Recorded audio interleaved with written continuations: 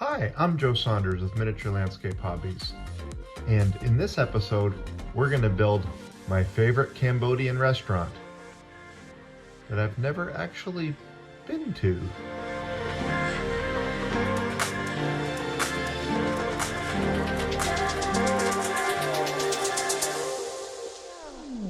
In the summer of 2019, my wife and I went to Cambodia, to the city of Siem Reap for vacation. We love to travel, and I've been to my fair share of countries, but I must say Cambodia was an amazing place. The history and architecture were great, but really what impressed me most was the people. Everyone I met was friendly, sincere, and honestly, I think most countries could learn a lot about customer service from the people in the hospitality industry, which I met in Cambodia. Over the period of our stay, we became really good friends with the hotel staff, and this went to the point that we were just hanging out. Now, we love this so much we really can't wait to get back. While we were there, we met a young man named Smey. At least, that's what he told us to call him. And Smey was an aspiring chef. Since then, he's gone on to open a restaurant called Duck Street, producing barbecued ducks, and I have to say, they look amazing. I can hardly wait to try the food. I figured it would be fun to surprise him by building his restaurant. So, without any further ado, let's go ahead and build Duck Street. I decided that I would build the food cart for the restaurant out of foam core. I decided to make the cart about 8 centimeters wide by about 4 centimeters deep. I started by measuring everything out, and then I cut out tiles to form the sides of the cart itself and also the sections of the roof. Following this, I used hot glue and I glued it all together to form 2 rectangles, one for the roof section and one forming the cart base. Now I needed a way to hold the roof above the cart. So taking out a length of wood dowel, I cut out 4 sections that were roughly 10 centimeters long. Now I needed to conceal the joins between the different foam core panels, so I took some strips of Bristol board and measured them out carefully on the existing pieces, cut them to shape, and glued them into place to form panels concealing each side.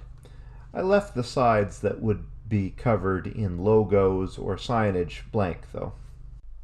Taking some hot glue, I ran a bead through each of the corners of the inside of the base and fixed the posts into place.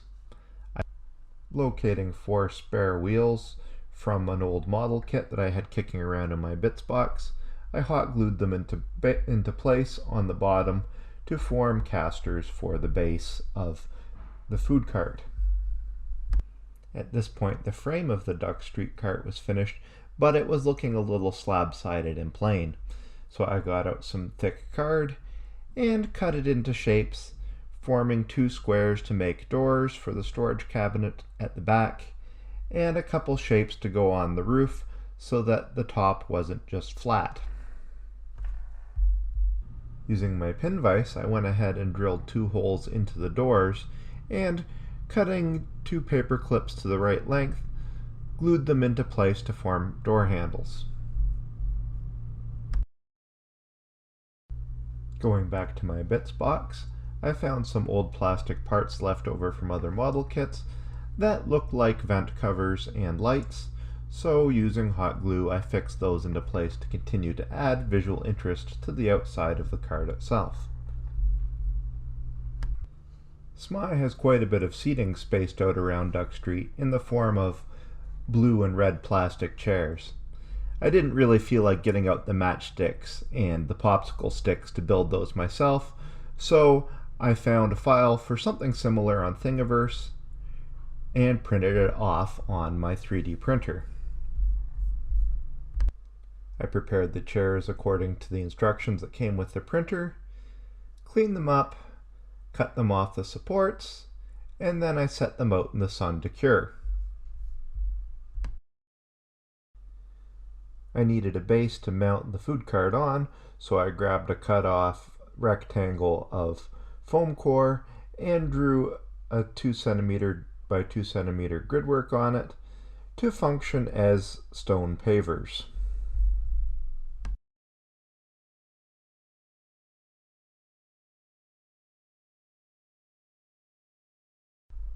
After this was ruled out, then I took my pen and I sculpted lines and cracks and other points of visual interest into the top of the pavers to imply that it was worn cement.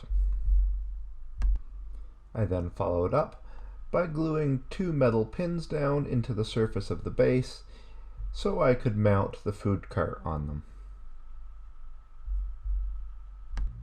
Next, I went ahead and used the rubbing alcohol and glue method to apply some sand and kitty litter to the rim of the base just to increase the texture and seal off the edges of the foam core. I won't get heavily into how this works here. I'll put a link up so you can see how to do this technique yourself. Now I was left with a fairly unique problem. I needed to build some barbecued ducks, and honestly, as far as model building goes, I've never done anything like it. So naturally, I sculpted them out of styrofoam. Grabbing a piece of insulation foam, I took out my sharpest knife and cut out a vague duck shape,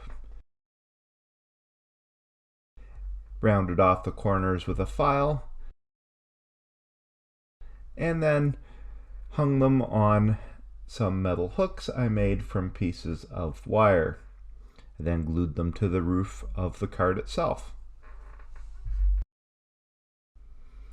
The frame of the cart was pretty much complete now, so I went to Smey's Facebook site, downloaded his graphics, and put them in an editor where I resized them to fit on my cart.